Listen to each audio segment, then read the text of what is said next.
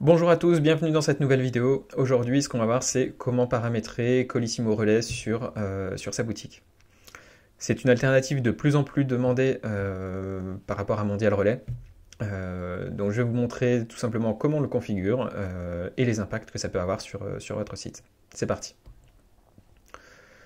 Donc en fait, dans un premier temps, je vais aller dans les paramètres de mon site. Il y a quelque chose qui est assez important, c'est de vérifier que Mondial Relais n'est pas activé sur votre site. Pour ça, il y a plusieurs choses à faire. Mais dans un premier temps, c'est vérifier que cette section, clé marchand Mondial Relais, n'est pas active.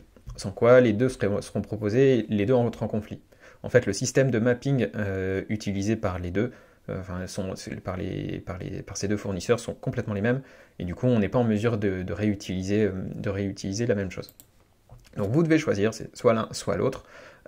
Donc pensez bien à vider cette clé Mondial Relais, sans quoi de toute façon Colissimo Relais ne fonctionnera pas. Et potentiellement Mondial Relais ne fonctionnera pas non plus si vous activez Colissimo Relais.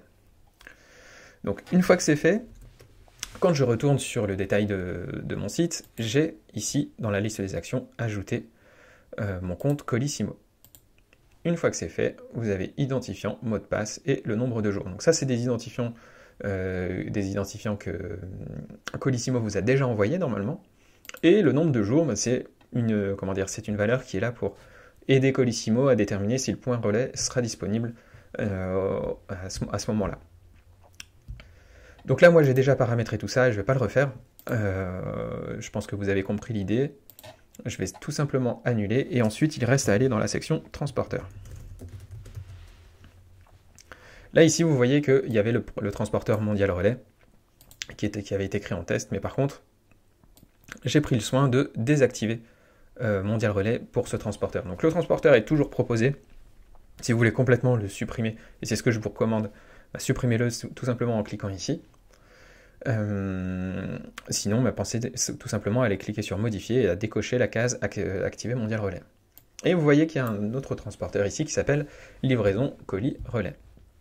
Donc là, en fait, tout simplement, ce que j'ai fait, c'est que j'ai créé un transporteur, et donc ça, vous avez la fiche sur la création des transporteurs en général, mais il y a ce nouveau paramètre qui s'appelle activer Colissimo Relais. Tout simplement, vous le cochez, vous enregistrez, et c'est terminé.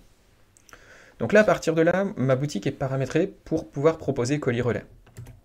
Ce que je vais faire, c'est que je vais vous montrer côté client comment ça se présente. Donc là, moi, je vais cliquer sur hop, une petite formule. Je vais choisir un profil. Hop, je vais prendre une adresse qui existe de préférence. Et là, vous voyez, donc, il y a Mondial Relais qui est effectivement proposé. Mais si je clique dessus, forcément, il ne se passe rien. Il n'y a plus la carte qui s'affiche. Par contre, là, je vais cliquer sur Mondial Relais.